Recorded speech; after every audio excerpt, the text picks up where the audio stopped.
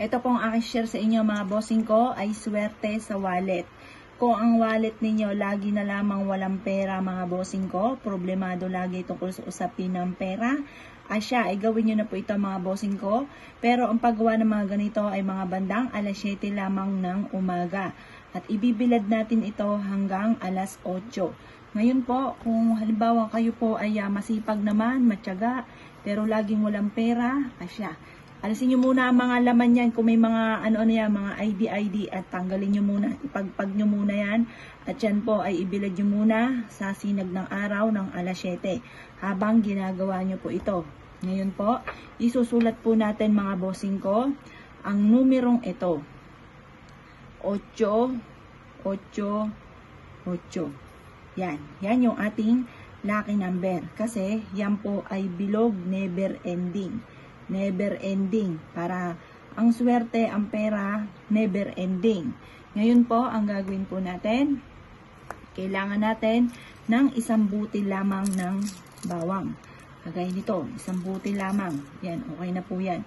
Isang butil. Yung maliit-liit lang kasi baka ang inyo pong pitaka ay umumbok kapag ka merong ganito. Kaya yung maliit lang ang pipiliin po ninyo.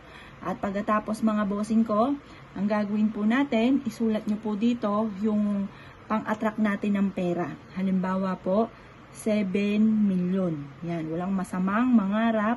Malay nyo, magkaroon po kayo ng ganyan. Nakalagay dito, magkaroon agad ako ng 7 million. Ganon ang pag-wish. Yan. At pagkatapos ito mga bossing, ito po ay tutupiin po natin. Yan, ganyan lang. Tutupiin po natin. Tutupiin. Tapos, tupiin nyo siya dito sa may dulo.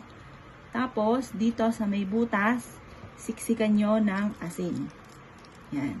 Ang asin ay pang-cleansing mga bossing. Pang-cleansing, panghatak ng swerte, pantaboy ng malas. Ganyan mga bossing. Tapos, ito yung ating wallet. Ngayon, ilalagay natin ito dito sa loob. Yan. Mula ngayon, ito ipanimula na para magkaroon ako araw-araw ng malaking pera. Ganyan mga bossing ko ang pagwiwish ha. At pagkatapos, ibilad nyo ito sa sinag ng araw.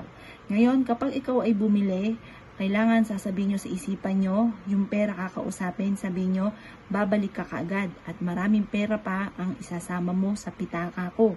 Ganon ang mga pagwiwish. At pagkatapos, ang inyong pitakang ito ay ilalagay sa mataas na lugar. Huwag na huwag itong ilalagay ang inyong bag, ang inyong pitaka sa sahig. Dapat ito ay sa mataas na lugar, sa mataas na cabinet. Doon nyo po siya ilalagay palagi. Kukunin nyo lamang ito sa mataas na lugar kapag gagamitin. Kapag hindi nyo gagamitin, i-stay sa mataas na lugar. Isa po yan sa mga sikreto para araw-araw ka na mapera, araw-araw na tuloy-tuloy ang pasok ng swerte. Kaya kung kayo po'y gagawa ng ganitong mga pamamaraan, asya mga bossing, good luck po sa inyo po lahat.